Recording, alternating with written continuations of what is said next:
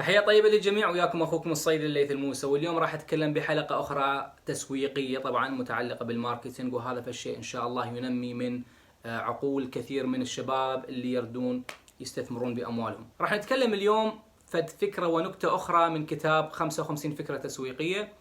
طبعا هذه النكتة جدا جميلة ومفيدة، ممكن الواحد يطبقها بعمله أيا كان العمل. قصة اللؤلؤ الأسود، واحد من التجار الإيطاليين اللي هو جيمس أسائل، اللي هو طردوه من أوروبا وخلوه يستقر في كوبا، استقر هناك. طبعا هذا يبحث عن المجوهرات وقيمتها يعرفها. وجد أنه هناك طلب كثير من الجيش الأمريكي للساعات المقاومة للمي، باعتبار أنه عندهم حروب بيخوضوها وكذا، فقام يصنع ساعات سويسرية المقاومة للمي ويصدرها، وأصبح غني من بعدها. لكن بعد فترة انتهت حروب الأمريكان، واللي هم تنتهي كل ساعة تتجدد. انتهت هذه الحرب، لذلك كانت مخازن جيمس أسائل يعني مملوءة بالساعات، ما يعرف وين يوديها. لذلك أوكل المهمة إلى ابنه سلفادور، لأن باعتبار صار كبير ذاك جيمس أبوه.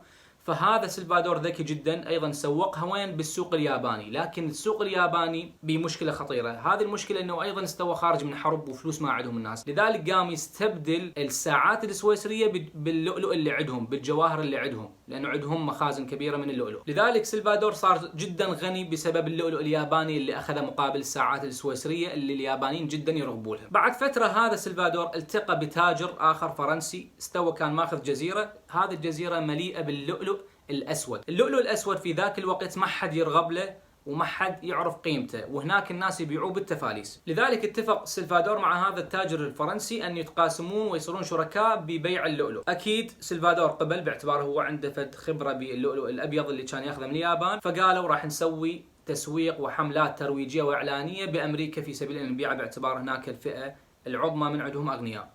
سووا الحملات الترويجية لكن ولا لؤلؤة تم بيعها. فكر سلفادور بحيلة جدا ذكية. كان عنده أحد أصدقائه بأمريكا بمنطقة منهاتن، عنده محل كبير لبيع المجوهرات ومن ضمنها اللؤلؤ. اتفق وياه، قال له أنا عندي لؤلؤ أسود، فأريد من عندك شو تسوي؟ خليه جنب اللؤلؤ الأبيض اللي عندك وتسعره بسعر خيالي أعلى من سعر اللؤلؤ الأبيض. هم ماخذيه بتفاليس. فسوى هذا الشيء التاجر ذاك اللي موجود بمنهاتن، فعلا سعره بسعر كلش غالي.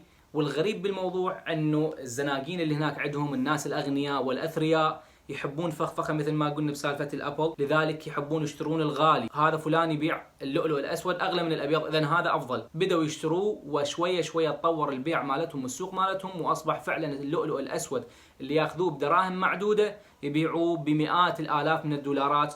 ونجحت هذه التجربة عندهم. الفكرة بالموضوع لازم تعرف عندك سحول السمارت برايسنج أو التسعير الذكي. لازم تعرف شنو تفكير العميل، شنو اللي يفكره، شنو المشكلة اللي عنده. هنا مشكلتهم انه يردون فخفخة، يردون فشي غالي. لذلك هو سعر على اساس ما يريدون الناس، مو على اساس تجربة الشركة مع الافراد الاخرين. كل مجتمع معين الناس يفكرون به بشكل مختلف، لذلك الواحد لازم يعرف كيفية تسعير المادة اللي عنده في سبيل ان يبيعها بشكل جيد. ان شاء الله هذه الفكرة كانت ملهمة لبعض المستمعين، اتمنى ان شاء الله شاركوها على اخوانكم واصدقائكم حتى يستفيدون. وشكرا جزيلا، في امان الله.